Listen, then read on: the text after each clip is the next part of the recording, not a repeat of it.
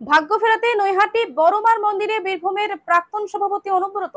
বীরভূমের তৃণমূলের প্রাক্তন সভাপতি অনুব্রত মণ্ডল, যিনি 2022 সাল থেকে নানা আইনি জটিলতা এবং রাজনৈতিক সমস্যার মধ্যে দিয়ে যাচ্ছেন, এবার নিজের ভাগ্য ফেরাতে নৈহাটির জাগ্রত বড় মা এর শরণাপন্ন হয়েছেন। শুক্রবার সন্ধ্যায় তিনি নৈহাটির বড়মার মন্দিরে পুজো দিয়েছেন এবং সন্ধ্যারতিতে অংশগ্রহণ করেছেন। এই পুজো 21শে জুলাইয়ের সমাবেশের প্রস্তুতি বৈঠকের ঠিক আগেই হলো, যেখানে অনুব্রত মণ্ডলেরও অংশ নেওয়ার কথা রয়েছে। দেখুন বিস্তারিত আমাদের এই প্রতিবেদন।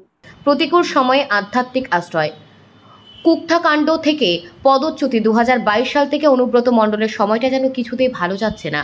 জেল থেকে মুক্তি পাওয়ার পর এবং দলে নিজের হারানো পদ ফিরে পাওয়ার আশা থাকলেও শীর্ষ নেতৃত্বের নির্দেশে তাকে বীরভূম জেলা সভাপতির পদ হারাতে হয়েছে।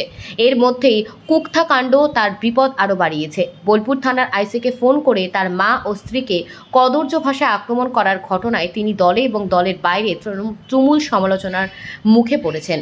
এই কঠিন পরিস্থিতিতে ফাড়া কাটাতে অনুব্রত মণ্ডল এবার আধ্যাত্মিক পথের আশ্রয় নিয়েছেন। শুধুমাত্র বোলপুর থেকে কলকাতায় আসায় পথেই তিনি নৈহাটিতে পৌঁছান। জাগ্রত বড়মার প্রতি বিশ্বাস, উপহার পেলেন শাড়ি ও ছবি। বড় মায়ের মন্দিরে পুজো দেওয়ার বিষয়ে মন্দির কমিটির সম্পাদক তাপস ভট্টাচার্য জানান, অনুব্রত মণ্ডল ব্যারাকপুরের সাংসদ পার্থ ভৌমিকের কাছ থেকে জেনেছেন যে বড়মা অত্যন্ত জাগ্রত। সেই বিশ্বাসে তিনি মন্দিরে পুজো দিতে এসেছেন। মন্দির কমিটির পক্ষ থেকে অনুব্রত মণ্ডলকে মায়ের পরনের একটি শাড়ি এবং মায়ের একটি ছবি উপহার হিসেবে তুলে দেওয়া হয়েছে। তবে পুজো দিয়ে বেরিয়ে সাংবাদিকদের সামনে অনুব্রত মণ্ডল কোনো মন্তব্য করতে চাননি। 21শে জুলাইয়ের বৈঠকের আগে নতুন রাজনৈতিক শক্তি অর্জনের চেষ্টা। শনিবার কলকাতার তৃণমূলে 21শে জুলাই সমাবেশের একটি প্রস্তুতি বৈঠক রয়েছে।